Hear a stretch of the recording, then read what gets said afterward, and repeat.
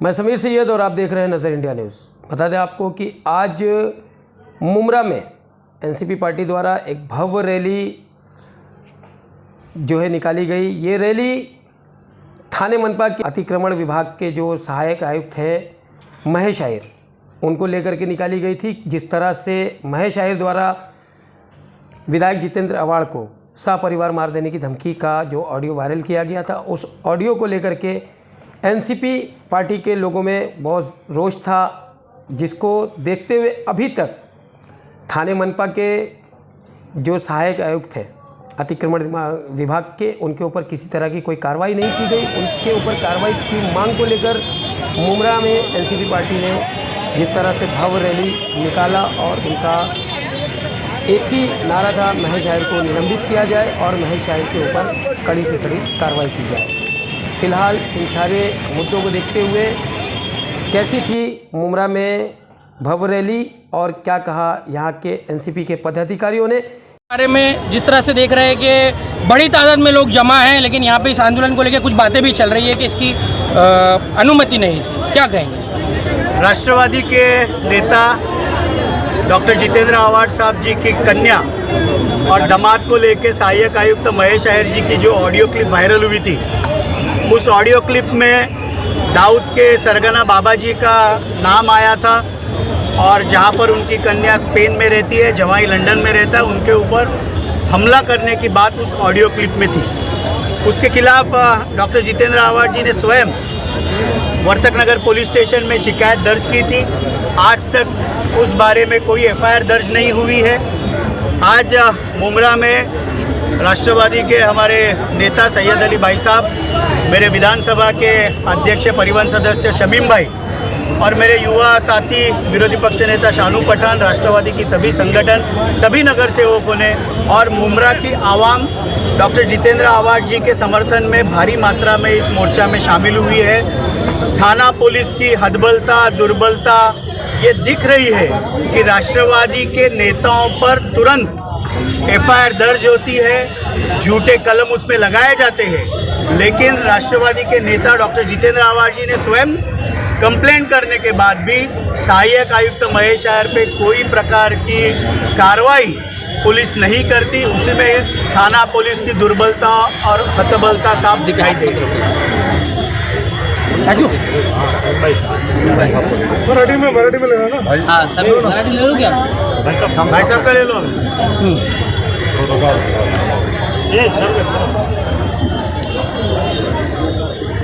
शाहरुख भाई ये भी लगा दो। एक मिनट चालू, ये पकड़ लो। परांजपे साहब, 28 तारीख को विधायक जितेंद्र अवाड़ जी की जमानत पर अगली सुनवाई होगी। इसी मामले में जिसमें अन्य 4 आपके पार्टी के लोग पकड़े गए, महेश आहिर के साथ जो मारपीट की गई थी, तो उस मामले में अगर अग्रिम जमानत रद्द होती है, ऐसा कुछ अगर संकट फिर से आता है, तो क्या पार्टी की रणनीति रहेगी? पार्टी किस तरीके से फिर आगे अपना अगला कदम उठाएगी?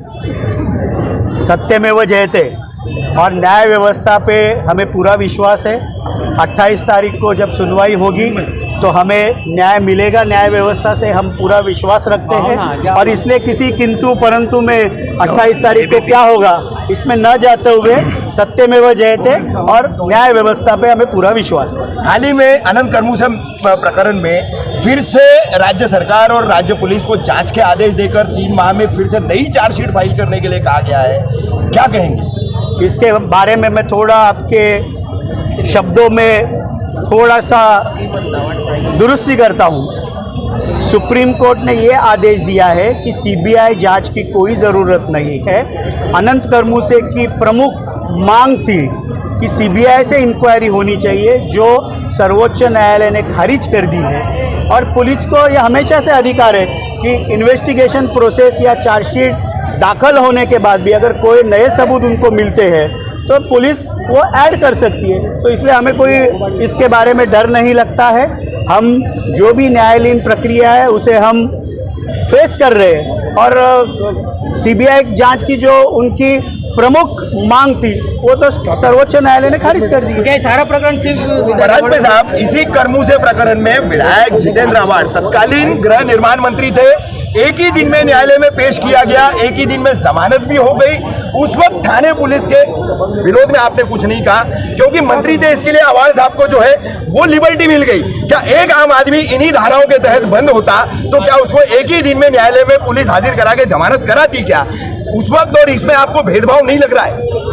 आप, मुझे लगता है न्यायाधीश खुद ही बन गए, क्योंकि वो न्यायालय के हाथ में होता है। पुलिस ने उनको अरेस्ट किया, पुलिस ने उनको न्यायाधीश के सामने पेश किया, उस पर मैं टिप्पणी कर सकता नहीं हूँ। शायद आप न्यायाधीश है, आप खुद को न्यायाधीश वाली बात नहीं कर रहा हूँ, प्रक्रिया जो भेदभाव कर रही है उस पर मैंने आपसे पूछा है। न्यायालय ने जो निर्णय दिया है उसके ऊपर पुलिस ने उनको अरेस्ट किया था, न्यायालय ने उन्हें जमानत दी, उस पर टिप्पणी करने का अधिकार मुझे नहीं है, आपको भी नहीं है। आप अगर खुद को न्यायाधीश समझ रहे हैं और टिप्पणी करना चाहते हैं तो शायद वो आपका स्वातंत्र है, मैं उसके ऊपर नहीं बोलूँगा। भाई साहब, ये रैली आज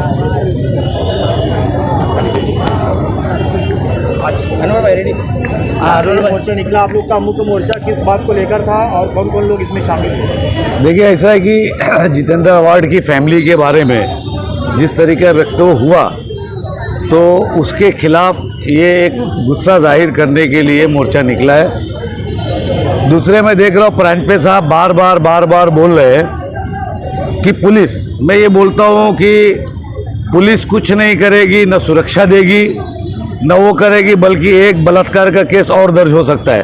तो इस तरीके की पुलिस की भूमिका जब हो चुकी है तो अब पुलिस के बारे में बोलना मतलब समझ जाइए कि अपना सर पीटना है ना। वो काम वो करते रहेंगे और हमको उसके लिए तैयार होकर और लड़ना पड़ेगा हमको। आज इस मोर्चे की मांग क्या थी? आज इसकी मांग यही थी कि अधिकारी को सस्पेंड किया जाए, जिस तरीके का वक्तव्य दिया जा रहा है। और हमारा इसके पहले भी मोर्चा था एक थाना के अंदर, तो उसके अंदर भी यही डिमांड थी, आज की भी डिमांड यही है, लेकिन मुझे लगता नहीं कुछ होने वाला। भाई साहब, आज कुछ मेमोरेंडम निवेदन वगैरह देने, निवेदन हम देंगे पुलिस स्टेशन में निवेदन रफीक भाई हम मुमरा पुलिस को देंगे। लेकिन मैं फिर एक मरतबा आरोप लगाता हूँ और बड़ा आरोप लगाता हूँ कि महाराष्ट्र की पुलिस आंख बंद करके सोई हुई है। सिर्फ राष्ट्रवादी कार्यकर्ता कहीं कुछ करेंगे तो उनके ऊपर गुनाह दाखिल करने के लिए बलात्कार, मॉर्शलाइजेशन, हर तरीके के गुनाह दाखिल करने के लिए तैयार है। लेकिन एक बच्ची को धमकी मिली है, उसको सुरक्षा नहीं दी जाएगी, एक औरत को नहीं दिया जाएगा, ये पुलिस का एक वो है। और मैं बिल्कुल इत्मीनान से कहता हूँ कि लड़ाई हमको संघर्ष जारी रखना पड़ेगा, ये ऐसे होने वाला नहीं है। शमीम भाई दोनों का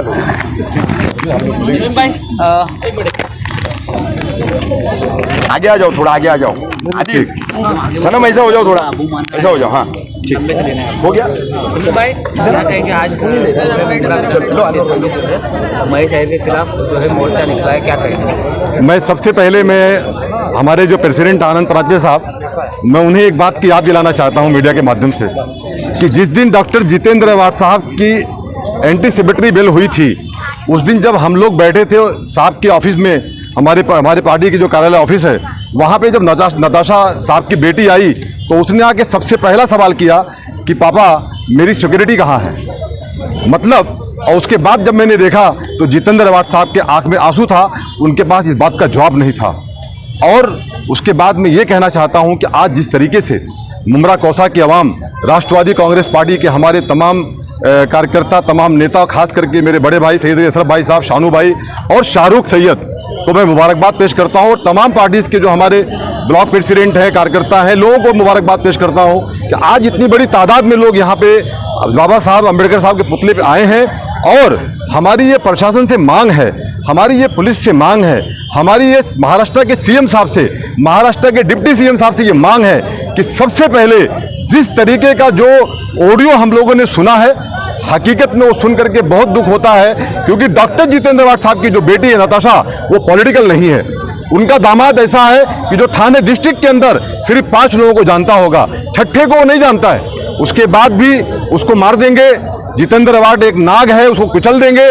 तो ये बातें नाकाबिले बर्दाश्त है, इसे बर्दाश्त नहीं किया जाएगा। और हम थाने महानगर पालिका के आयुक्त महोदय से भी ये कहते हैं कि सर आप इसके ऊपर कुछ अच्छा निर्णय लीजिए। और थाने जो हमारे पुलिस कमिश्नर हैं उनसे भी कहना चाहता हूं, जो मुमरा पुलिस स्टेशन के इंचार्ज हैं उनसे भी कहना चाहता हूं कि इंसाफ के लिए हम लोग आज इस पुतले में खड़े हैं बाबा साहब के। यहाँ पे हमेशा लोगों को इंसाफ मिला है, हमें इंसाफ दे दो।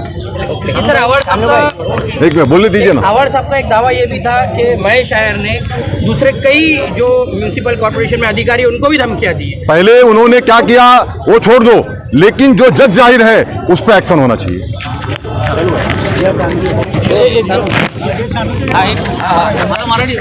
आता झालं ना पहले सानू भाई का लेना। हम लोगों को नहीं मिला है।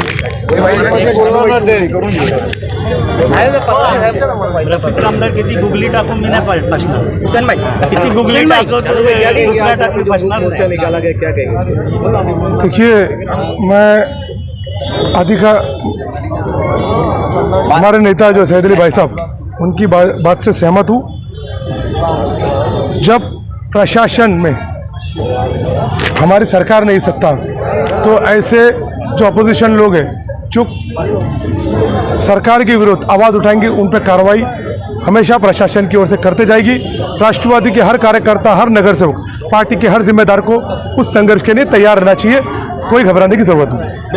साधु भाई आप लोग के मैसेज में है कि कांग्रेस भी शामिल थी, लेकिन बरात में सब कांग्रेस के लोग नहीं दिख रहे, क्या वजह है? मैसेज मतलब आप लोगों ने जो है। अभी उनको कांग्रेस ने उनके शिष्टमंडल के कुछ लोग भेजे। ठीक।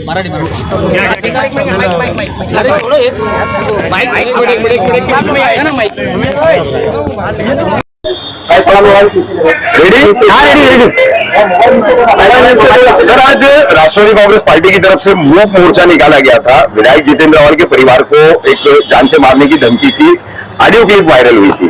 उस संबंध में था ये मूक मोर्चा, क्या निवेदन आपको दिया गया है, क्या पुलिस प्रशासन से विभाग से मांग की गई है? राष्ट्रवादी कांग्रेस पार्टी के जो मुंबई के अध्यक्ष है और उनके कारपोरेटर्स और कार्यकर्ताओं ने दारूफा मस्जिद से अम्बेडकर चौक तक 300-350 लोगों का मुक्त मोर्चा निकाला था। मोर्चा एकदम शांति से उन्होंने यहाँ आए और हमें एक निवेदन दिया है कि डॉक्टर जितेंद्र रावत साहब और उनके फैमिली है उनको जो थ्रेट आया था उनके बारे में कार्रवाई करें। उनका निवेदन हमने स्वीकार कर लिया है। ये निवेदन हम उचित कार्रवाई के लिए आगे भेज देंगे। सर क्या इस मोर्चे को अनुमति ली गई थी पुलिस प्रशासन से, जो एक अनिवार्य अनुमति होती है? उन्होंने हमें एप्लीकेशन दिया था, जो रूल्स है, रेगुलेशंस है, कंडीशंस है, उसके मुताबिक उनको हमने रिप्लाई दिया था और वहाँ पे उनको परमिशन दी थी। Thank you sir. मराठी वाले